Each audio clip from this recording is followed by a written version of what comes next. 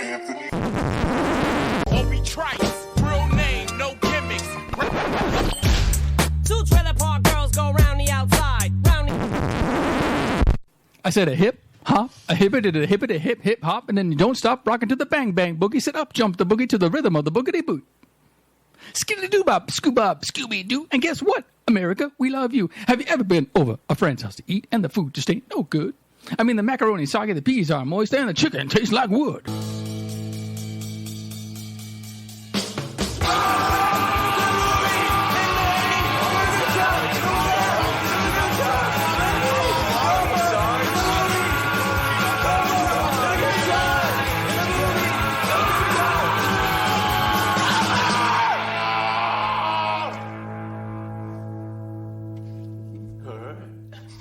The new one she's watching is Down Philip. Have you seen this? I didn't know you was doing Anybody? well excited. So this is a show where they have people with Down syndrome trying to find a true love. Well, that's not funny. That's not a joke. They should be able to do this, but do we have to fucking film it? They have the same exact show called Love on the Spectrum. Same exact fucking show, but with people with autism. How many of these fucking shows are they going to make? More importantly, how many are my wife going to make me watch? I can hear the trailers now. This week, on Shake, Rattle, and Love. Michael meets Sarah for the first time, but he can't keep his jitters in check. Is it nerves? Or Parkinson's?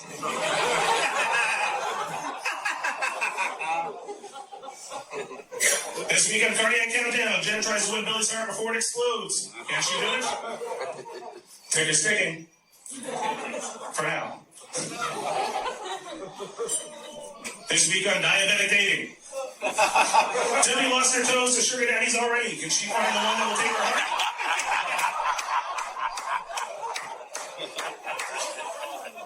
And of course, stay tuned next fall. Jesus Christ. Stay tuned next fall for Chemo Connection, 6 months to love. Hello, and welcome to Carnival Personnel Sideshow. I'm Jacques. I'm Joe. And so Joe and I have two guests on. I think it's only the second time we've had two guests on at the same time.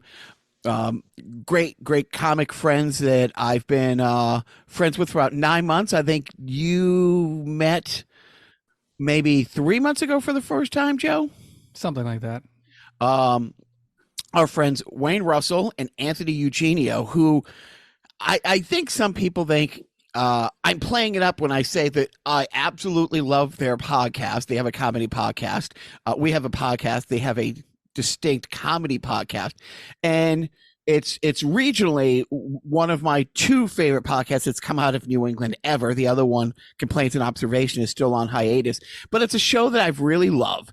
And what I love best about their show, and we're going to basically talk about their show and their comedy, is it's two friends who are friends forever, who both love stand-up, both love comedy, kicked around the idea of doing comedy for a long time, and then started this process together.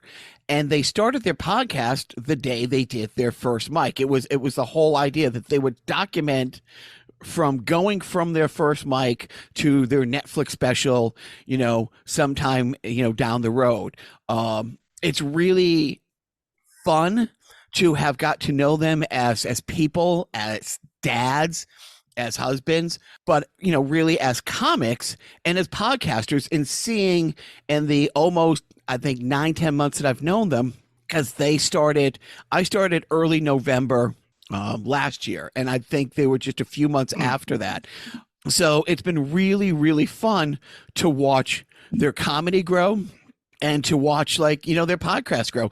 Without much more yapping from me with the introduction. No, we need 5 more minutes of yapping, please. Okay.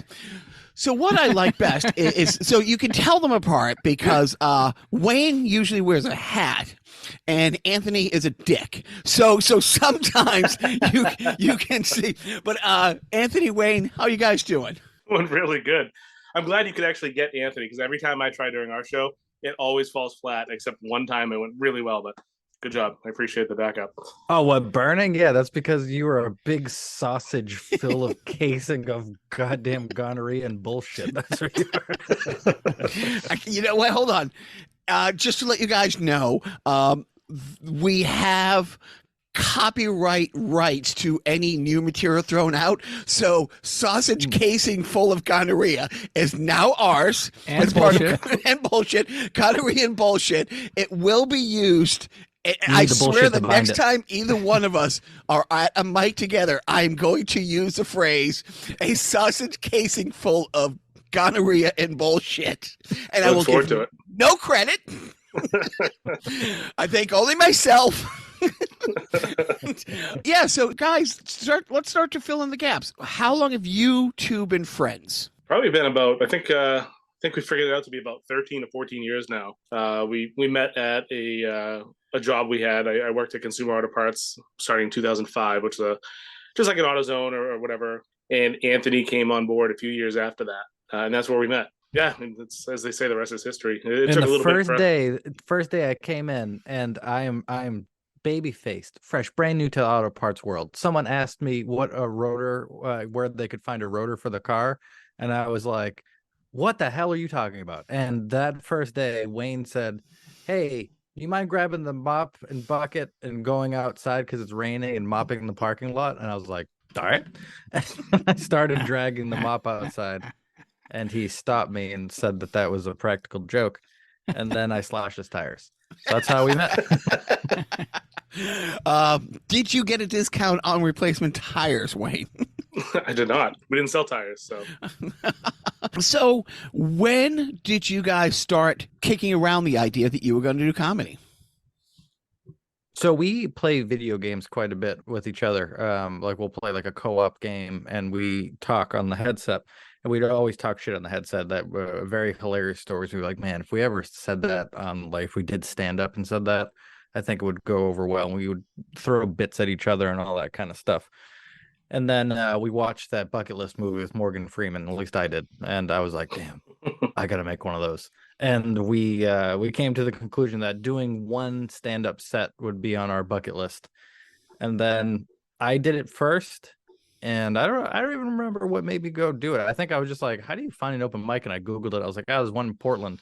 I bet Wayne would be jealous if I went over there. So I took a picture of the stage, went there, bombed my ass off.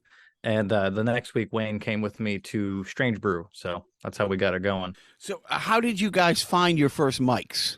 Other than that Googling thing, how did you find Strange Brew? It was the Comedy Home, I believe. Yeah. Wasn't it, Anthony? Yeah, Comedy Home, shout out.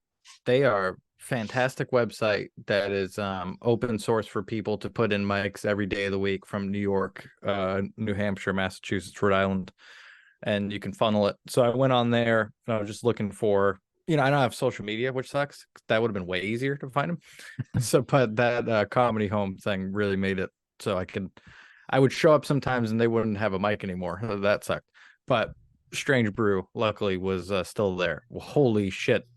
Should not have gone there for Wayne's first mic. That's a tough first mic. But Joe and I, late 90s, we had done sketch comedy together for many years. When I got out to LA is when I started doing, and I got out there in 95, doing a little stand up. Joe, did you do stand up before you came out, or when you and Jim came out, was that the first time you had done stand up? That might have been my first time because my fly was down. And I said I was from Boston 16 times. I made fun of the act before me. I stunk. And I think I left some shit on the stage, like physical, tangible shit. Now, yes or no, the all-time greatest first time up at a mic by our friend Jim was hands down the best first time somebody went up to a mic ever. Yeah, I mean, people were approaching him afterwards saying, man, do you do this regularly? Or when's your next spot? And that sort of thing. Out of here. Kill. Really? Now, Joe, charismatic. Can you tell them every joke he did? The only one that stuck out to me was, I'm just going to stand up here, guys, and do some modeling poses. And then he would just like crouch down and like kind of, point, like, point to the sky, sort of thing. That was it. And then, then they threw money at him and, cheers. His whole thing. I mean, I met Joe. He was part of, him and two buddies had a comedy show at the same station I was doing a music video show. They were all into doing sketch and the new kids on the block. So our friend Jim just got up there and even said, it's like, yep, gonna do all the new kid on the block poses. I don't think he told the joke, but killed. Like all of his posts were just No Italian jokes or anything. No. no jokes, period. Did you guys have the delusion before you started? Like the whole, like, you don't know what's going to happen when you go up there. I had this and I'm like, well, what if I fucking nail it? Like I thought in my head, like, I'm going to go up there. I'm going to say my jokes. All of them are going to land. They're going to come up to me afterwards. Like, you're a professional, right? Holy shit. And I'm going to start running from there. And then I went up and the first thing I did is the microphone cord came undone from the mic and fell on the floor. And I bombed for 5 minutes. I was like, that did not go how I thought it would. And you're fumbling with like, what the hell cable is this? I had 3 prongs. What the? Yeah. I was like, this is a thickie. God damn. We couldn't find mics anywhere. And Joe's Googling and I'm Googling, and Joe found a mic. Rhode Island, I think you found one that I didn't go to. My parents live 10 minutes away, and there's a bar restaurant. And I remember driving by and telling Joe about this. They had a big sign, open mic on Wednesday, no drums, no comedy. And I'm a drummer, and I said to Joe, it's like, the sign might as well say, fuck off, Jacques. Yeah, I mean, open mic with no comedy and no drums is basically, I guess it's poetry, right? Or just yelling, just like random guitar. yelling. That's slam poetry. Yeah, Acoustic bullshit and that kind of thing. My wife went to see a show at Ralph's in Worcester, and there was a flyer that said, open mics on Tuesday, every Tuesday for like 3-4 weeks. And then somebody there is talking like, oh yeah, I was at this mic in Lowell on Tuesday and I did a Scooby-Doo. And that's when I found out about the Safe. So the Safe was the next mic. And then at the Safe, so that was probably February. I went to the Safe for the first time, and that's when somebody told me about the Facebook page. Comedy Boston Comics 2 is where I found the other mics that I did. So this is about you guys. So wait. No, is it really about them? So why do you let me spin out like this? You're supposed to put me back on track. You're my Ritalin. It'd be really rude if I just, hey Jacques, could you mind shutting the fuck up so we can talk to our guests? And then I tied an onion to my belt, which was the style at the time. So, Anthony, you did a mic before you went with Wayne. Yep. And how was that going in solo? So I was a musician before, like you, although I didn't get on sitcom sets or anything like that. I did stand up in front of music in front of waitresses. So I didn't, get too far in that. But I was really comfortable on stage. So that part didn't freak me out much, but I love like my favorite comics probably Louis C.K. and I like bluer humor, Tom Segura. That all that style is definitely something that I'm into. So the first joke I did was a dick joke right away, like dark dick joke, stupid one, and I did it into complete abyss, darkness of silence, and I really didn't expect that. So the whole set went horribly, and I was like, man. Like someone come up after me afterwards and they were like, what you should try to do?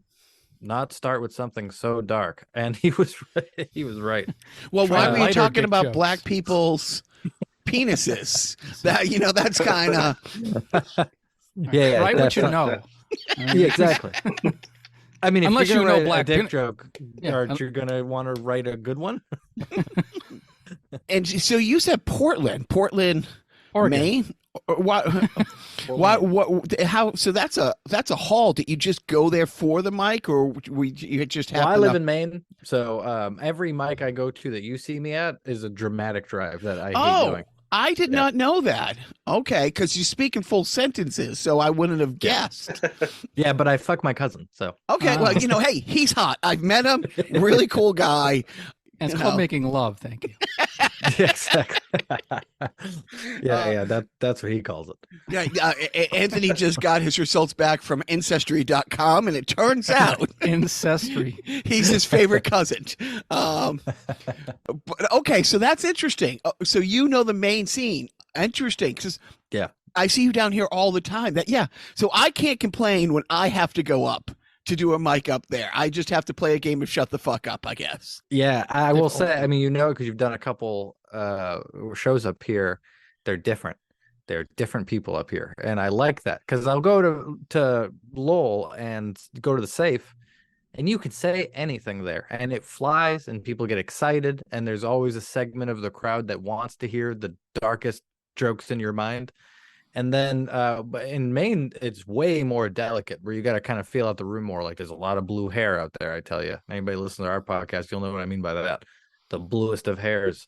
And they don't take my jokes well. Yeah, they're waiting for you to call out bingo numbers. Like that's like Yeah. Oh my God, you should do that at one of the things. Just go up there and just B12, B12. Does anybody have any B12? So how many? You just did the one mic before the two of you went to a mic together. Yeah, Wayne will speak on this more than me, but it crippled him mentally that I did it before him, right? I imagine, Wayne, like you had to go out did. after me. It did. So like Anthony mentioned, we would play video games quite a bit, and I texted him and I was like, "Hey, I got some time. You want to hop on?" And he just sent me a picture of a stage, and I was happy for him, but I was also like, "Who am I going to play PlayStation with?" So yeah, I was happy for him. I was excited. He recorded a set and sent it to me, and I have the delusions of grandeur. I was like, "That was fucking awesome. You're a pro." I listened back to it recently, and Anthony, you fucking sucked. The blooms off the rose. It's like, oh my God. Yeah, But he did not suck black dick. He sucked as a comic. But okay, just clarifying. Not on stage. Now, so you just did the one mic without Wayne. Yep. When? I did it. Now, how long before the two of you went to your first mic? 4 days. Oh, so were you preparing Wayne to do a mic as well, like all this time? No, he had jokes in the can from like us discussing comedy from over the years that he was like, I'm gonna burn one of his jokes, but he's like, I think it'd be funny if I wrote a joke about like giving my dog pills and I got a rubber throat, and then it doesn't work on your wife the same way. That was his bit. He's like, do you think that'd be funny? And I'm like, God damn, man. I was drinking when you said that, and I spit it on the ground. You should not say that in front of people. Hey, Jacques, you should do that. No, 100%. I'm No, writing no. it down. You should burn your jokes. Like, Walked right into the propeller. I walked right into the propeller. Okay, so when did you guys decide, hey, we should really do something to document this? It was actually 2 months after. We had talked about it. Yeah. Our first episode dropped on June 11th. I know My birthday. we recorded every set though, so like we knew we were going to do something because we were recording all of our sets. Yeah. But yeah, I had to wait till Wayne had a birthday party, and I bought him a microphone for his birthday that said "Let's start a podcast." And it took him a minute to get to the gift because he was showing his dad a gay porn magazine that gets accidentally delivered to his house, and his dad got like 12 pages in before he knew what was going on. And he was It was way more than 12. It was. He was I reading think that he thing knew for what like was going 45 on minutes. page one. He just, my dad So- really doesn't know what this is. He's 13, 14 pages in. He's Oh, got he to catch furrowed on his eventually. eyebrows. I've never seen someone furl their eyebrows like slowly, like the eclipse going over the sun. He was like, "What?" So Jacques, you know my joke about being haunted by the gay ghost? Would you like me to do Richard right now? Yeah, Yeah, you should do it. I love it. It's it's fantastic. So that's where that came from. Was that Yeah, magazine. we were talking So about that bit at the party. So the guy that owned the house before me, he was a gay man, and I found that out because of the magazine. My neighbor was telling me about his wife, and I was like, I don't think you know about the magazines. But yeah, it was that was where that came from. Was that magazine came on the day of my birthday party, and Anthony's like, that right there is where you need to take that joke. So, where did the name Open Mic Pain come from? Did you know it was going to be painful, or after Anthony's first, time on stage, were you like, this is horrible?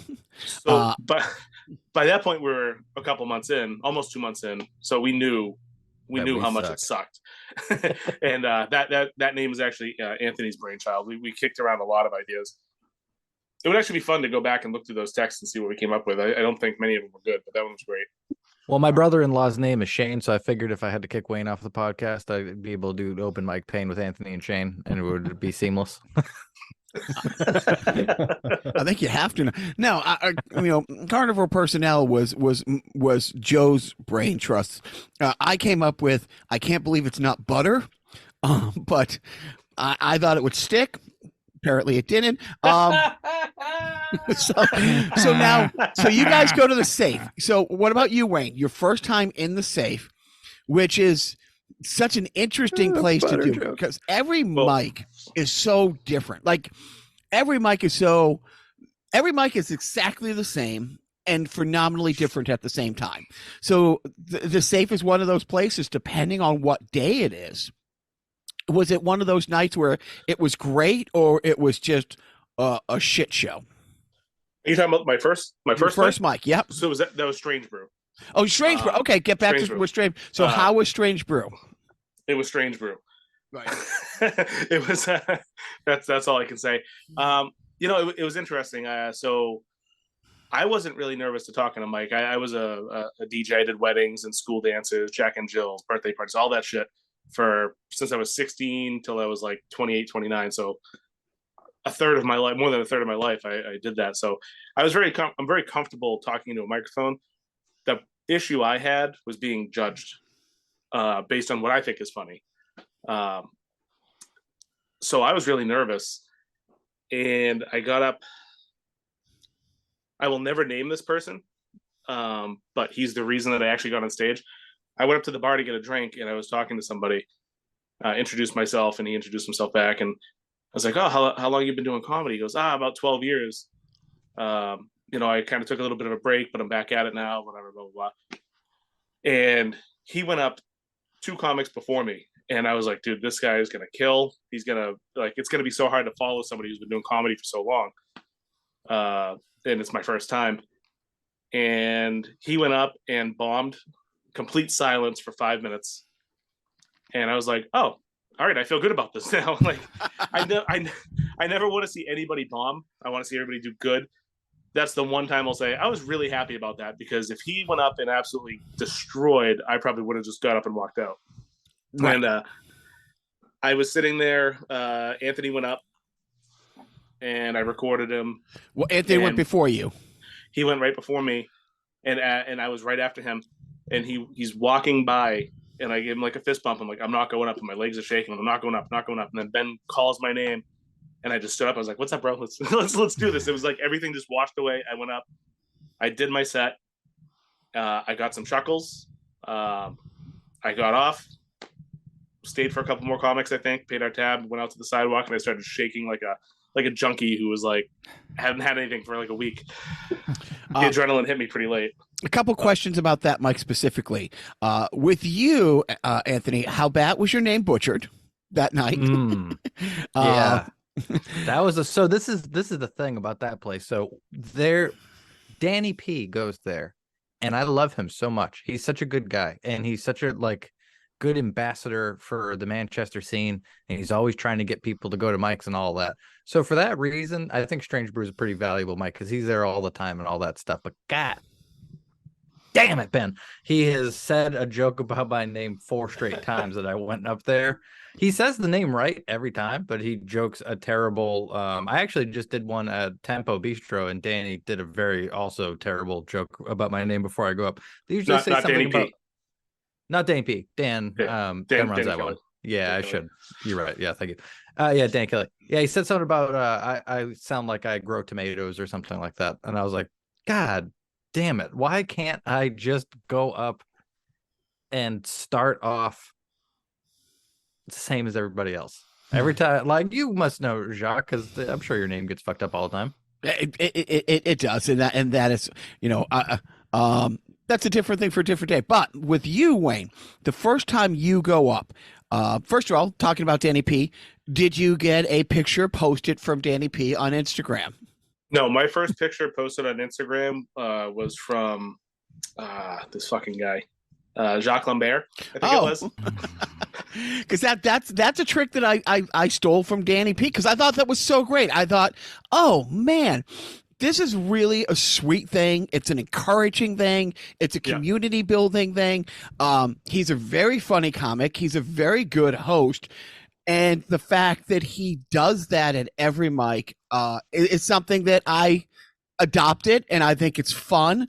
There's one person I won't mention who has got really mad that I did it once, and I'm like, okay, it almost spooked me to never want to do it again. But I cannot tell you how great it is that Danny P does that for the scene. And you're right, he's posting about other people's mics all the time. He's a really great guy. So you get up there now. Where were you in the lineup? How many were you spot? Like 12, 15? I think we're like somewhere around like 13, 15, 16, somewhere around there. And were there more people in the room or in the back room? So that's the funny thing about that mic. Anthony kind of got the shit end of the stick because he went up first and he's trying to tell jokes, and he was actually doing pretty good for the people that could hear him. And as some do when you're not super comfortable on stage, I think Anthony was kind of making commentary about not getting laughs on certain things. And one guy in the corner called him out and said, "Hey, it's not that you're not funny. People can't hear you because everybody's talking in the back." And Ben had heard that. So Anthony had to do his whole set with people talking in the back and being super loud and then having to compete with that. Anthony comes off stage, Ben goes up, yells at the people in the back to be quiet. I go up to almost complete silence. So I actually had a decent showing there for people actually being able to hear me and listen. So I kind of lucked out in that sense. I've not had that same luck the last few times I've been there, but now, do you remember? So how long ago was your first mic, Anthony? It was in March. March. Okay. 12th for you. So you're 9 months in. Wayne. How many mics do you think first of all, how many mics have you guys done each? Do you have an idea? And how many have you done without the other one in the room? So if I had to guess, well, do you know the number, Wayne? No.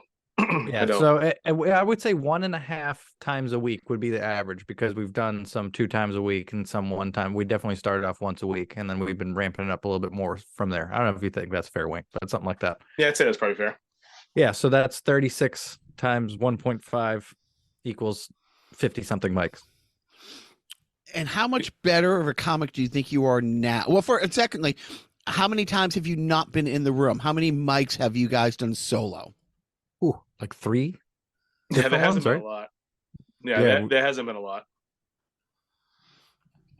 It's our night out. You know, I think one of the things that, aside from it being really fun, one of the things that keeps it together is, you know, we live so far apart from each other. This is a night or two a week that we can get together and hang out as friends. You know, we've been best friends for 13, 14 years, and we barely get to hang out. And this is an opportunity. So we try to do it together as much as possible.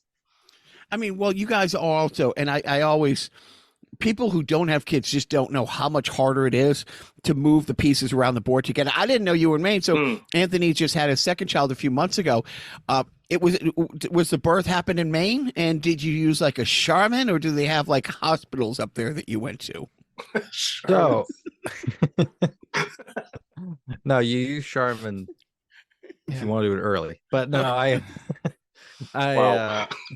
well, I mean, that's the implication. So at Portsmouth, New Hampshire is where he was born. So they had doctors there. It was great. Oh, okay.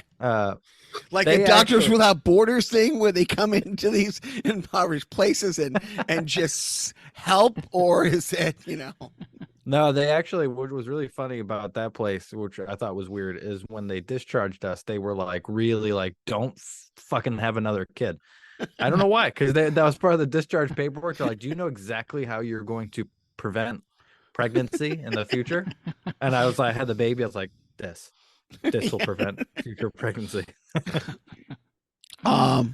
Okay, so how much has your comedy changed or evolved? Do you think it's changed or evolved in the last 9 months? You first, Wayne. Sorry, I had something go off right next to me. I had to shut off because it was making noise. I didn't hear the question. Who are the 3 hosts that you hate most at Mike's? No, the question I'm gonna start right now. No. Put the shovel down, Wayne. Stop digging. Stop digging the hole. Has your comedy over the last 9 months like changed or evolved? So Anthony and I were just actually I had this conversation with you as well. Like I feel like over the last 9 months, periodically I get little epiphanies.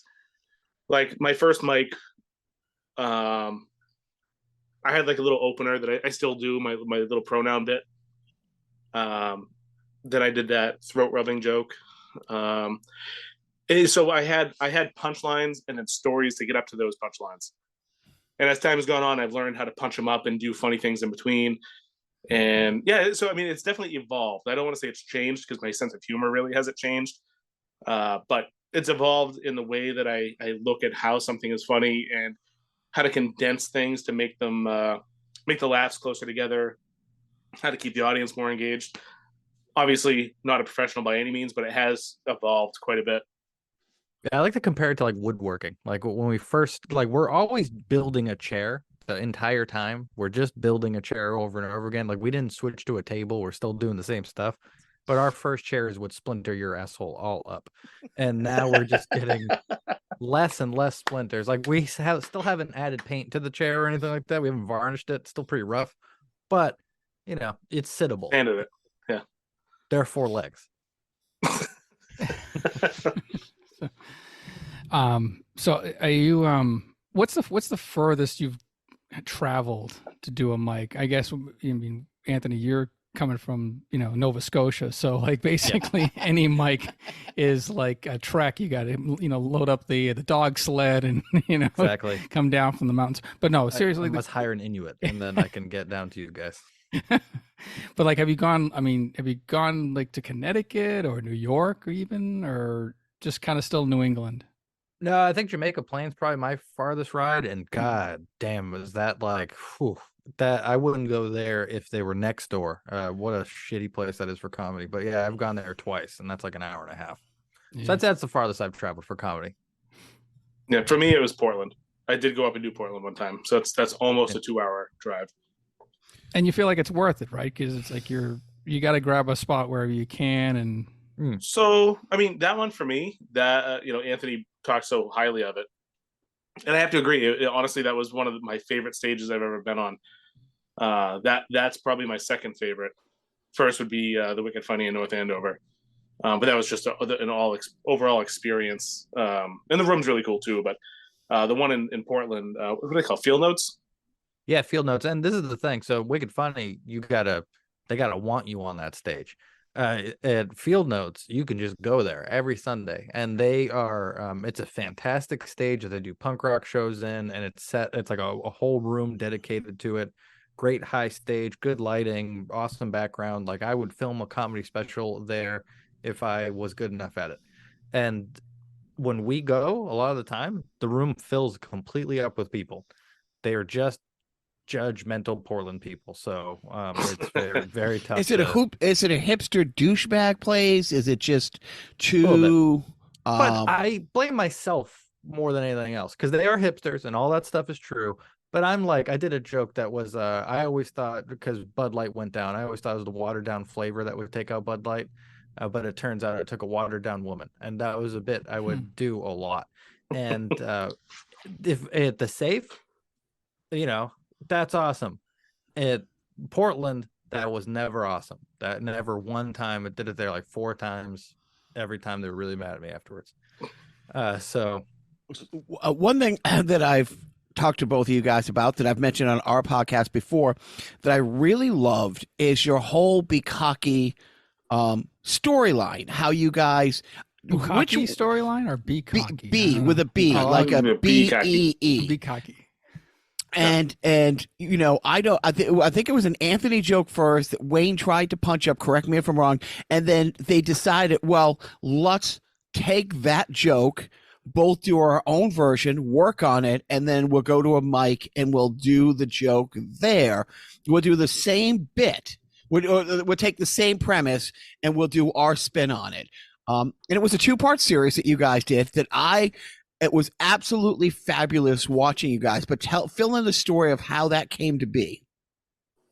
So that was actually probably the first stand-up joke idea that we ever came up with. And Anthony can talk a little more about how that came out to be, but he came into work one day and he started telling me the story, not a story, but telling me about a class he was taking and how plants get pollinated and all that.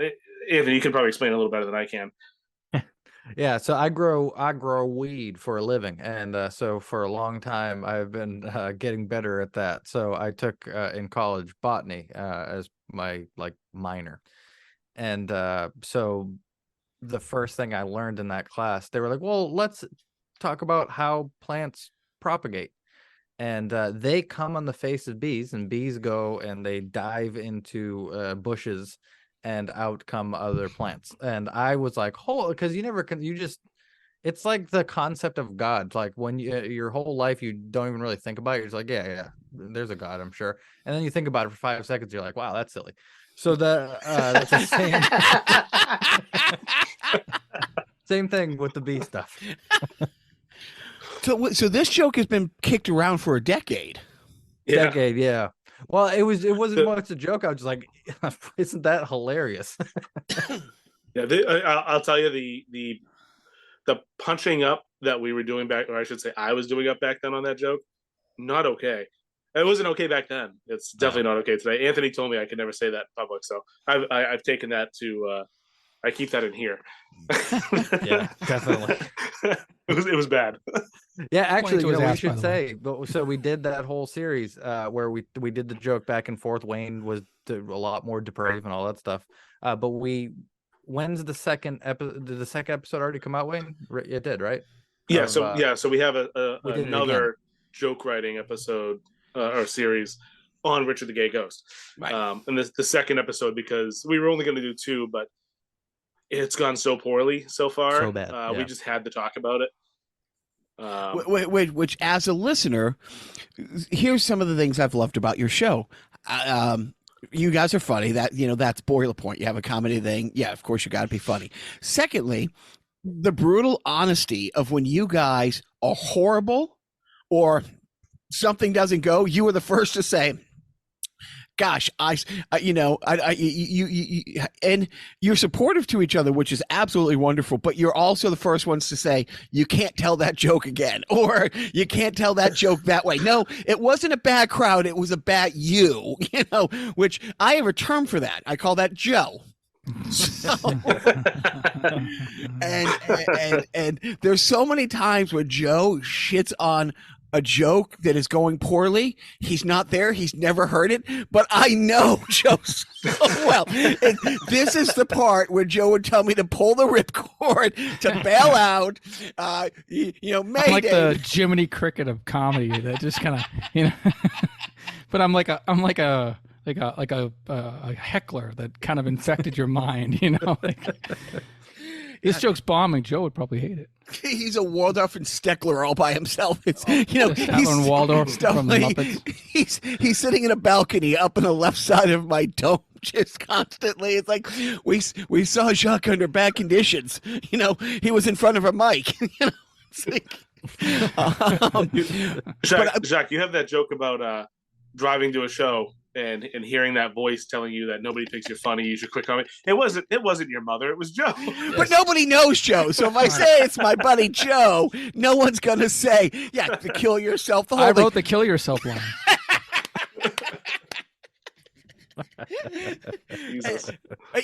and just a sidebar for a second. I've said it before. It's like if I get 4 laughs at a mic, if I get 3 laughs at a mic, I get 6 laughs at a mic. 90% of them are Joe's lines. It's like I'm good at the long-winded premises that paint myself into a corner and go nowhere, and he makes it palatable. But no, your podcast, I do. It was so fun listening to you guys develop as podcasters and how your show has changed. But those theme shows that you guys have done have been awesome. Another show that I really loved is your show on stealing bits. You guys You put a lot you just of like that because I stole one of yours. No, you did not. I keep saying that. Yeah, I had He, this. he almost basically. Have you seen the Da Vinci Code where that albino rips the skin off of his back? Yes, from yes. Penance? Yeah. Wayne basically was doing that the night that he thought that he stole your joke. No. He's like, "Do you think I should send Jacques an edible arrangement?" No. I don't want to sidebar to that. It's simple, Joe. It's like the joke about like Ellen's mom when I'm like, it's like, we lost her after 2 years. Well, we didn't lose her. I know where she is. Have a shovel if you want to go say hi. It's like everybody has that when they lose somebody thing. It was just a different. No, but your thoughtfulness into that, because you guys did a deep dive into, parallel thinking versus that, and Wayne and I don't know if you were there, Anthony, the night a comic I won't mention was horrible to another comic for doing street jokes and just like, basically that. And then I saw that same person accuse somebody of stealing another joke that, this person is young, and unless they're a real historian loser like Joe and I are when it comes to comedy, they wouldn't have known that was a version of a joke from like Laughing in 1968. But they got eviscerated by this person. But your thoughtfulness behind that whole thing, talk a little bit about like how much planning goes into those special shows you guys do. So they're usually developed from. So are you going to say zero, Wayne? Don't you say zero? Yes, I was going to say zero. Zero and Wayne's stupid brain. That's no. So for a couple weeks before we did that episode, we were encountering some parallel thinking. Like I had a joke that I got so excited I wanted to do because it really happened, where my brother got his daughter a black Barbie, and my dad came in his house and he went, "Huh." And I was like, wow, that was really like casually racist. Like it wasn't fully on racist. Like he just went, he walked in. So it was just like, my dad's not fully racist. He's subtly racist. So that was the bit. And I was so excited to do it. And then I don't know why I watched this because I'm sick, but I watched Louis C.K. do an SNL monologue, and he had a very similar bit about being subtly racist. Like he said, if he goes to an Italian restaurant and it's called Three Black Girls in an Italian restaurant, he'd be like, "Oh, interesting." And he's like, "I'll still eat there," but he's like, "I'll think about that." So it was just too close, and I was like, I had to throw the bit away. It was way too close to it. And then Wayne had something similar, right? Wayne, what was your bit? Yeah, it was also Louis C.K. did a very similar premise, but mine was basically that I feel really comfortable if I ever travel to the Middle East because I don't think I'll ever be beheaded because I have nothing to hold on to hold up to the camera. Some ball. Yeah. That is a great Louis bit. And I had never seen Louis do that bit. That was actually one of his few specials I haven't watched. But Anthony let me have it that night, and then the next morning he broke my heart, and I felt absolutely horrendous about it. Yeah, I'm good at Louis. That's how I knew I screwed myself because of that SNL monologue. I know, like Wayne said the joke, and I was like, "Oh man, that's chewed up. That's like a quarter of the way through that bit's in there." And then I remember finding it on YouTube and sending it to him. well, that's the thing. When you live a life experience, like that. I do. I love some of my favorite terms. Though is casually racist. I always refer to my mom as accidentally racist. She, she will say things like, "No, I'm not racist. I love those people." Like, that term, that last part of that sentence, Mom. My dad is the same. My dad, like, I don't think he hates anybody, but he uses all the old school, like, phrases, like Orientals and like slaves. He's going way back. But that's the thing. You're breaking down where parallel thinking becomes, and then you had a list of the worst joke stealers, which was a brutally honest list. Yeah, I think Anthony said it perfectly. When you're looking at parallel thinking versus joke thieving, if you have a similar premise and you kind of end up in the same spot, but they're completely different paths and different punches and all that, you can pretty much say that you had similar ideas. But if you're hitting these bullet points throughout the entire thing, then it's almost definitive that somebody's stealing from the other. Like the whole Yeah, the Carlos best example Mencia. of that, Carlos Mencia, the Bill Cosby. Yeah. Yeah, were you about to say that and I just stomped all over it? I got Yeah. No, keep going. so. This is what we do in our podcast. I stomp on Wayne as sadly. That's Carlos Mencia claims that it was parallel thinking. He never heard Bill Cosby's joke, and the joke is about how Raping women. Oh, sorry. Yes. That's That's his closer, but man. Chiquitas is how Carlos did it. So Bill Cosby's got a bit about raising your son, teaching him how to play football, and his whole life, you were working with him at Pop Warner, teaching him how to throw a spiral. Through high school, you're going to every game. College, you're out there, with him every step of the way. Then he wins the Super Bowl, and he goes to the microphone. He's like, "I want to thank Mom," and Dad's like, "Oh fuck." So that was a Bill Cosby bit. Carlos does the same bit. And what makes it joke thievery over parallel thinking is the fact that his setup matches his punchline. If they were both different, meaning he had a different setup and it ended with the same punchline, that shit happens. You're going to think of punchlines the same as people.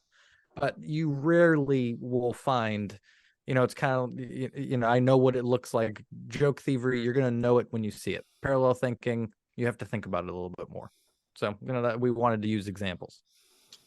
Again, we won't mention names and we won't go into details because people know what we're talking about. But just recently, at least Wayne and I were kind of in, there's a person in New England who is doing another person's act, not jokes. Yeah. And that was it was an interesting thing. I like how quickly, once it came to light, and it's like, and the thing is, I didn't know the person that they were, because it's a person who the original artist is primarily based in Canada, hasn't really been in the public comedy eye for probably a decade, and so I didn't know who it was, and then once somebody called it out and I looked up the guy online, I'm like, oh right, I vaguely have seen this thing before. So that's I think that's worse than joke stealing. That's a whole nother dynamic that we didn't go over in that too, that we should probably do another episode on, which is again, not to give away the guy, but it's not so much he's stealing the jokes, he's stealing like the essence of that comic.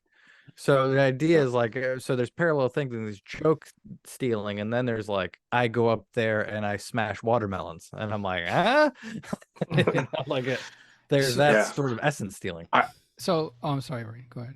Oh, I was just gonna say, I picked that guy out the second I saw him, and it's funny because a friend of mine actually went to school with him, and I struggled really hard because he is funny, his jokes are funny, but it was the fact that the like you said, the essence was being taken. I had a really hard time enjoying him because I'm like, the one that he is stealing the essence of, I was a big fan of growing up. I saw him on Premium Blend and all that stuff, and I remember a lot of his jokes very vividly, and I was a big fan of him growing up. So when I saw it, I was like, oh, that's him. And it really bugged me. And I really struggled with the idea of messaging and just saying, hey, do you know who this is? And like, you might want to watch him before you keep doing it. And I never did it because I was brand new. I was brand new in comedy, still brand new. And it's too obvious now to say that because you're like, he knows what he's doing. Like, he knows what he's doing. You're going to call him out. He knows. He knows what's going on. Yeah. Is there a fear that as you get, more exposure and you start making more connections and you start working more and growing as comics, that guys that are ahead of you might see something of yours and go, yeah, that's mine now, and just start using it? Yeah. So that's the different dichotomy between me and Wayne. Is Wayne is severely afraid of that. Like he'll tell, if he wants, he can tell the bit afterwards that he thought someone stole from him, and I got so mad at him about because of how easy of a punchline it was that he thought someone stole from him. I never said I thought they stole it. No, you said like could they have? Is that a fairer way to say it? Could they have? Yeah, exactly. And I was like, come on. But I am more. I think if if anyone around us in our league, in our ballpark takes one of my jokes, I'm just going to keep doing my joke because I have it documented the day I did it. Where none of us are going to get seen anywhere where it matters. It's just going to be in between with us. So, and I retire bits quite a bit of just getting sick of them or being terrible. So all in all, I'm pretty lax on it, but Wayne is definitely gonna hyper aware of that, which you should be. Another show that you guys I liked was your best of, your favorite comics. Your list were way off. You were Nobody wrong. liked that episode. You were right. No, it was. but everybody's that- so that- mad at us. That was our top viewed episode, and we got downvotes just for the thumbnail that Anthony made. You fuck. Because I put Cosby on it? I'm just kidding. We got some messages because Cosby was in there. We got a few messages on like Twitter or whatever saying like, you guys saw Cosby's on there, blah blah blah. I was like, you got to listen to the episode. I Yeah, said that Cosby's- before we put it out. I was like, Wayne, why do you have to like him still? The fact that because he's gonna throw off our algorithm, like, because we aren't gonna lie, right? We're gonna put the data out there of what, or like Wayne had this. It was so annoying. He's like, let's do a top 10 comic thing. I'm like, okay, we'll just talk like this and we'll start 10, 9, and we'll go through. And he's like, no, I'd like to do a comprehensive list where we add together points and assign them based on what you got, and then we'll do an average. It's called the Say it. consensus. Yeah, but he was way nerdier about it when he was trying to explain it to me, and I couldn't follow him. And I was like, okay. And then we did the thing, and Bill Cosby ends up. Sorry, 8. Lawrence Public Schools. Yeah, exactly. Come on, give me a break here. I'm trying. Did you go to Lawrence Public School? I did, yeah. I'm sorry? I went to Lawrence Public School. No, I heard you the first time. I'm just saying. I'm sorry. There again, that joke is at least, that's Joe. Is that vaudevillian old? I think Jesus told that joke, and now you tell Jesus jokes, so it's kind of full circle. Yep. Oh, well, I do look like white Jesus sometimes when we're wearing a bathrobe.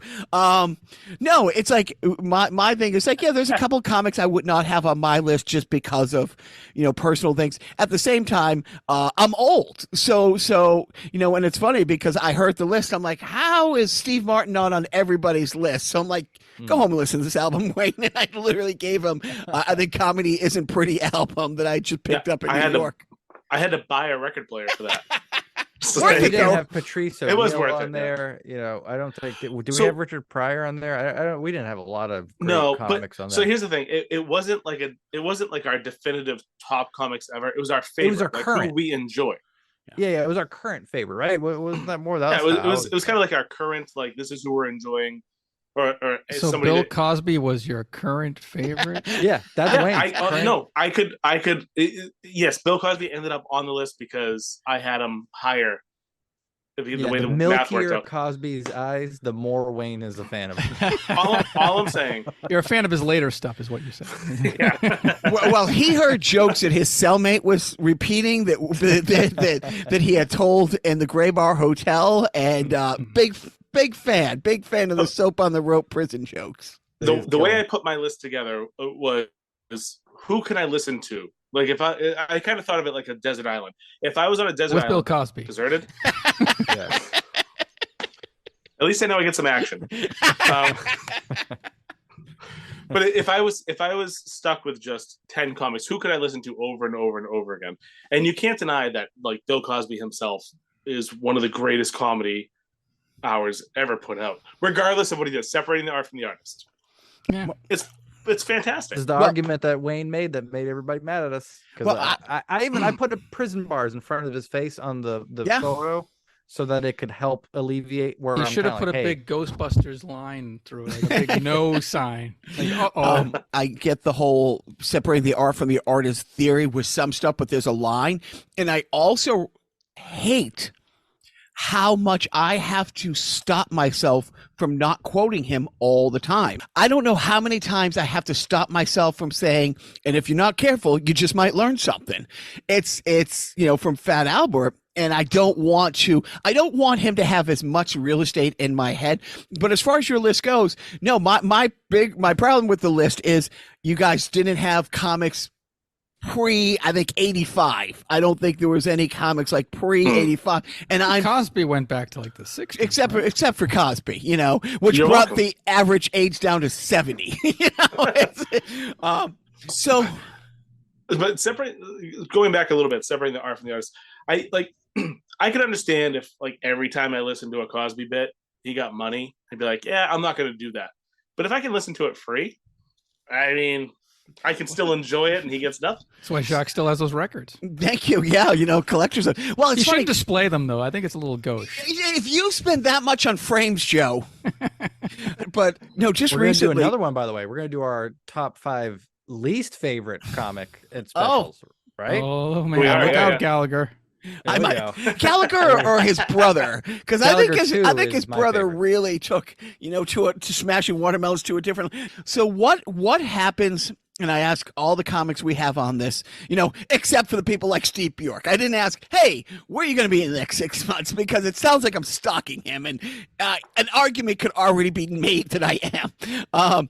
But so where do you guys think? Like comedy takes you over the next 6 months, year? Where do you hope it takes you? And at the same time, the podcast. It's funny you bring that up because this weekend we will be recording our 8-month check-in. We did our 4-month check-in 4 months ago, and we're gonna touch upon that. So it's fresh in my mind, anyways. One of the things when we did our 4-month check-in was I wanted to do more real shows, like book shows. You know what I mean? With a real audience, not just a room full of comics who are concerned about what they're going to say, what they just said, how they're going to punch up what they said, or whatever, going outside to smoke. That has happened a little bit. I want it to happen more. I want to do more networking. I personally want to go to more comedy shows as a fan. I want to talk to more people that are already where I want to be in the future. And try to learn from them a little bit, I guess. I want to get better at my joke writing and how to get from beginning to end in a consistent, I'll call it laughs per minute. So I have a lot that I want to do and I want to work on. But I guess the big thing is I want to do more actual shows in front of actual people who haven't peeled back the curtain and see what we do before we go on stage. Anthony? Yeah, I feel like I've been trying to, so my 4-month check-in, as Wayne said, I had very similar goals to him. Like I want to get on more book shows, all that kind of stuff.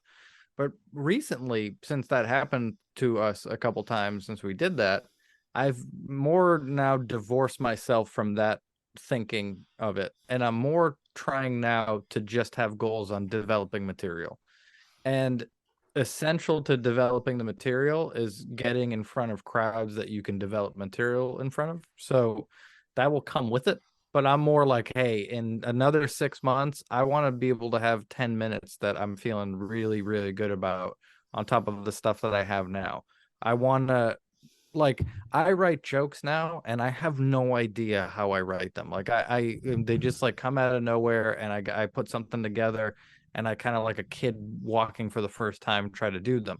In 6 months, I'd like to more know what I'm doing. Like, oh, I see how I put that together. I see how to, why this joke isn't working, how to make it work. Those are all skills that I can feel tingling that I don't have yet.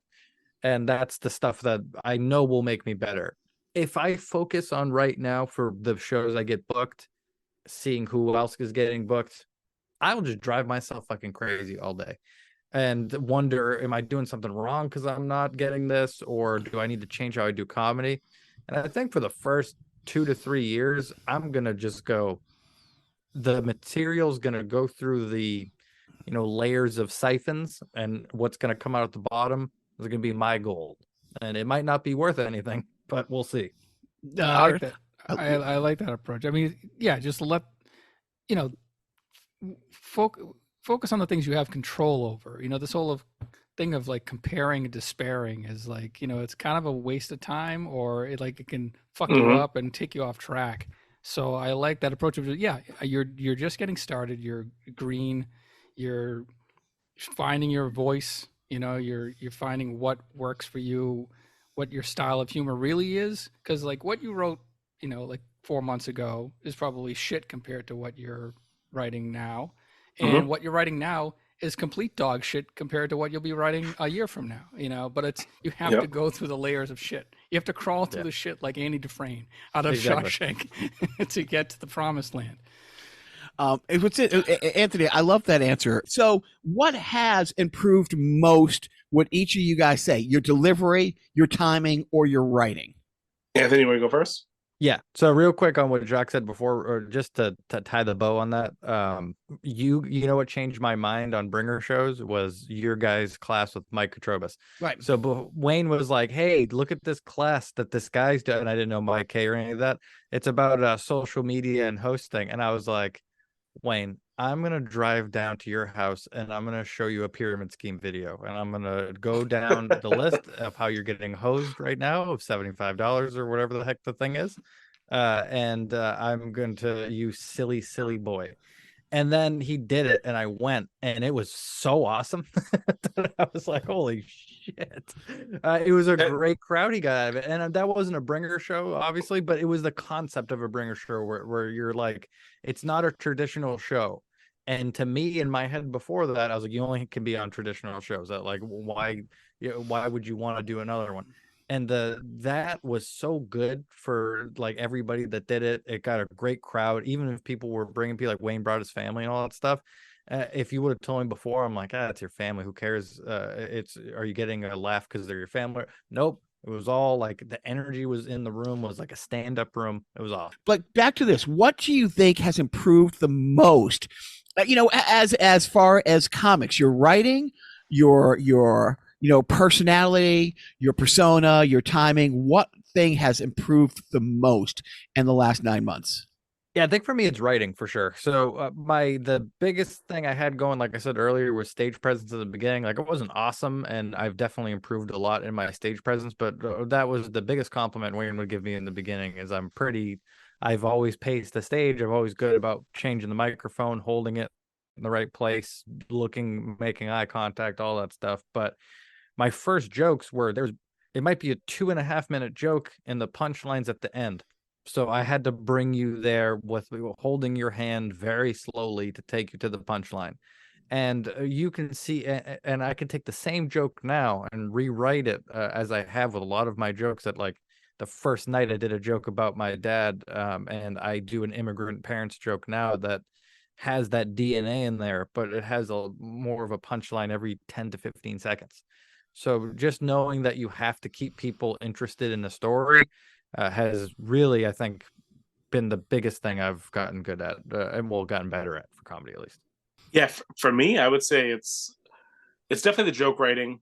Going up night after night, you really see what people respond to and what they don't, and you can implement that and more into what you're writing going forward.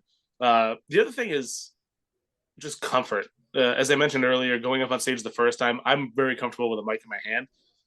Not so comfortable with people judging what I think is funny and me telling it to them. Anthony will tell you that I will very often white knuckle my way through a set if I think it's funny, almost like Norm Macdonald style. Like I just, if I think it's funny, I'm going to do it. There's only been one time so far that I've backed off of what I was going to say. And part of that is because there was a black person there. Yeah, right? there was one. There was one. I think that was it. Actually, weirdly, that wasn't it though. And the next episode of How to Subtly Tell Somebody He's a Racist, we're going to look at. Yeah, Wayne's not subtly racist; he's actively racist. Thanks. And what's the deal with these? You know. It made me lose my spot. But no, but like the part of that is I'm not getting paid to go to an open mic.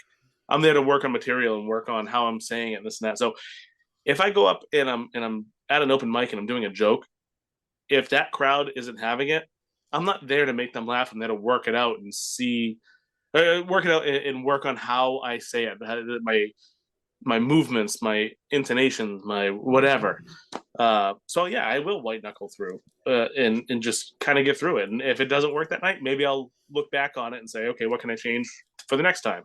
Yeah, here's what we'll do for this segment. We're going to judge each other's comedy, and I'll say that's what I like best about Wayne's comedy is his ability to do that, to take like his Chris Benoit joke where all of us went no.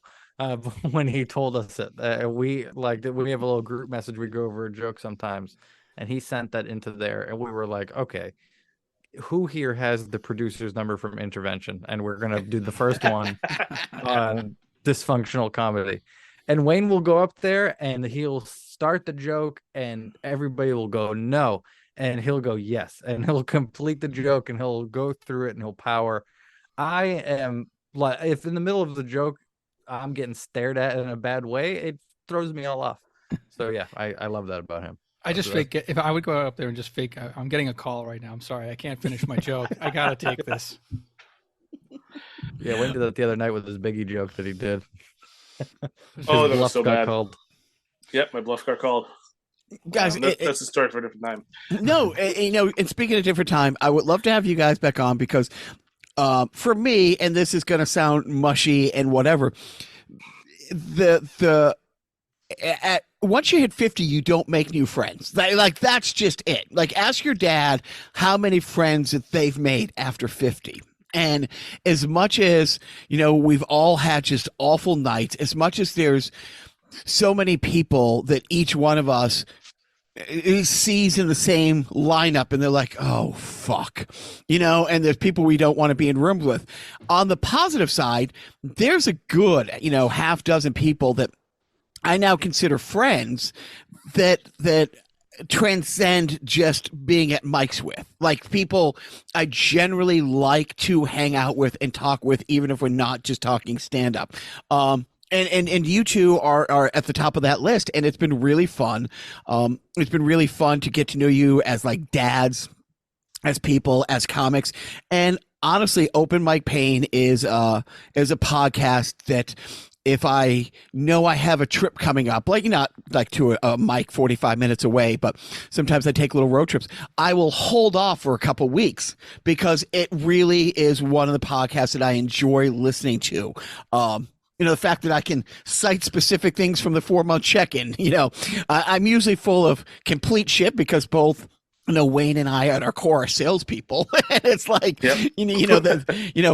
Look, let's just face it. We're both sausage casings full of chlamydia and bullshit. Gonorrhea and bullshit. You've already flubbed the line. He put his own personal touch on it. You're lying, George. You're lying. That's like, is it joke stealing then, or is it parallel thinking? Depends if he actually has chlamydia. Was it a personal experience? Right. Has or had. But seriously, guys, thank you so much for jumping on. It's just for me, the last 7 months of our podcast where we've had comics on, there's few things I enjoy more than talking the comedy process with comics. So thank you for indulging me. Yeah. I want to say too, before we get off, that for Jacques, at least, because you said such nice things about us. I remember my first interaction with you. You came up to me after a set that I did, and you said, "Hey, that was really good." And I turned to Wayne and I said, "Well, now I like him 35% more than everybody else in here." And so since then, that has been how I felt. Yeah, I've said this on the podcast, but on our podcast, but one night that I was like, man, I think I actually might have something here, was the first night I heard Jacques laugh at a joke that I did. I never heard him laugh at anything I said before that, but that night that I heard him, I was like, fuck, I got it. No, and true. I mean, that was one of the disappointing things when I started going to mics. I'm like, where are people going? This next guy's funny. This next girl's funny. Like, why are you leaving now? I mean, especially like somebody like when you drive an hour plus to a mic. Sure. And you waited 7 or 8 people to go do your 5 minutes, and there's 3 people after you. It's like, it's a 2 hour and 5 minute or 2.5 hour investment in your time.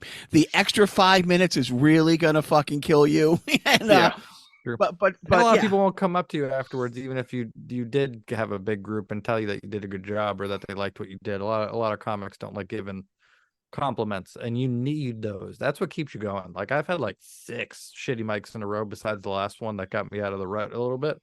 And it's really those compliments that you get from people where they come up to you after you go up and they're like, "Hey, I really like that joke. That was good. You made me laugh there." That it just helps you get to the next mic, because you need that. Well, we've had podcasts where we've had bigger comics on who go out of their way to say how funny Joe is. Each and every comic we have at one point has said, Joe, you're the funniest guy. But it is true. It's the people, again, like the Danny P, who take the pictures and post it, and then the people out there trying to elevate. But I think Wayne and I, because we've gone to a couple of shows recently with some big New England headliners and talk with them, it's amazing how much, when people are really secure where they are in their careers, are so much more supportive than people at our level. Definitely. Yep. Yeah. I mean, it was an absolute thrill for me. It probably top two, if not top one thing when, I went to see Mike Katrobis host a show with Steve Bjork. Mike comes over and goes, you want to go up and do a few minutes to start the show? In front of a real crowd. It was real people paying $25 because it would had a little catered thing and like a little buffet, and it was a real nice thing at a nice place. And then Steve Bjork, who headlined, so he went on like an hour after probably like 40 minutes after I did, because Mike did a set. I did a set. Mike did a set. Then two other comics, and then Steve. And for Steve afterwards to go through my material and say, hey, I really like this. On this, it's good. Maybe think about this. Hey, when you listen back, you do this thing in between to kind of downplays what you just said. You got to get rid of that because it takes people out. You went from one good bit to another good bit, but in between, you're like, well, no, never mind. Anyways, the self-deprecating thing's fun, but and when you find those moments when somebody like that, it makes up for 10 bad mics where there's more people outside or in the back of the bar talking over you. I did a show with a big New England comic out here, and I was was going. It was like one of those weird shows where it was kind of all mixed up at time wise for him because he was coming last minute, and he opened the show. And I talked to him beforehand. I'm like, oh man, this is awesome that you're here. Like, I'm going up after you. It's really good. And he was like, I'm not gonna watch you, and I'm not gonna be here while you're here. And I was like, holy shit. Like, just to have the deflating feeling of that kind, like, go fuck yourself. And so glad that, it's so nice to hear that he actually vocalized that. Like, he had to go and make a point that you knew that he didn't give one fuck about what you were doing there. I know he could have just said, I can't wait. But no, he was like, no, you won't see me. And I've already forgotten we've spoken. And I remember because I'm not going to give the guy away, but he teaches classes at some place somewhere, and I remember thinking about taking a class, and I was like, wow, he's big, it would be cool to take a class there. And now I'm like, well, fuck that guy now. Yeah, you just lost yourself a customer, sir. Yeah, exactly. I am. I'm totally excited to see what you guys do with the podcast over the next 6 months to a year as you develop as comics and writers and your material. So thank you guys very, very much for jumping on. Thanks for having us, Jacques. Joe, you want to take us out? And Joe. Yeah, I'll take you out, guys. So we've been speaking with Wayne Russell and Anthony. Last name sounds like a probiotic. Eugenio. Eugenio. He got that from Ben. Ben texted that in. The hosts of Open Mic Pain. Listen to it wherever you get your podcast. Follow them. You guys, you want to shout out your open social media? Yeah, so everything's at Open Mic Pain.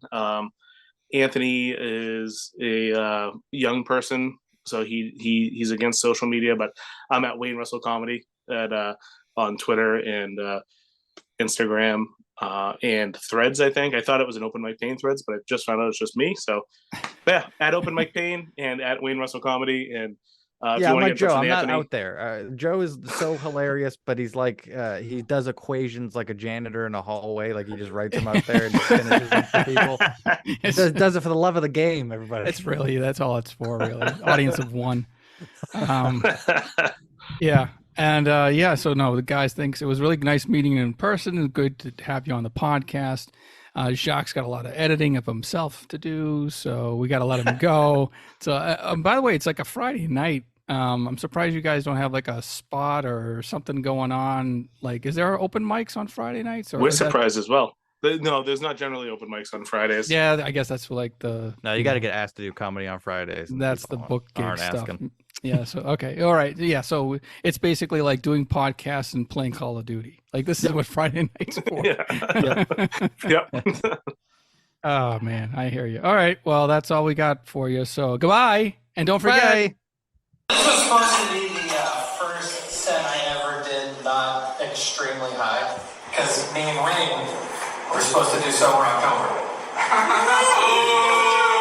Did you see stuff that go back? Yeah, I'm very high. But unlike this type of shit here, I have an excuse. I just had a kid, and for the first time ever, I looked at him with like clear, sober eyes, and I was like, wow, this fucking sucks. I have 2 kids, and my second one is 2, so he's doing cooler shit. Like, he's starting to talk now, which is why. Like, it's very difficult because he picks up shit from me that he shouldn't, really, because I swear too much. But nursery rhymes are saving me. Like, instead of shit, they'll say sheep.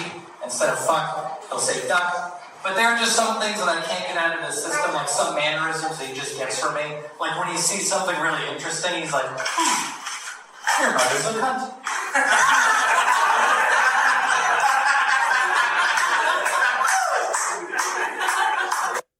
Thank you, Jacques and Joe. I have one thing to say to the 1% of the 1% out there. Kick it.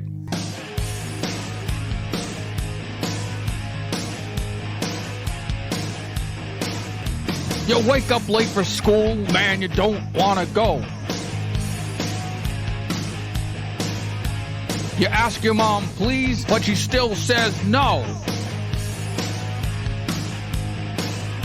You miss 2 classes and no homework. But your teacher preaches class like you're some kind of jerk. You gotta fight for your right to party. Your pop caught you smoking and he said, no way. That hypocrite smokes 2 packs a day. Man, living at home is such a drag. Now your mom threw away your best porno mag. Busted. You gotta fight for your right to affordable health care.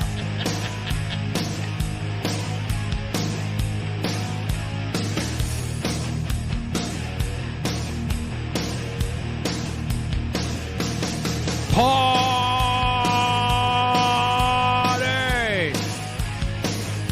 Democratic Party!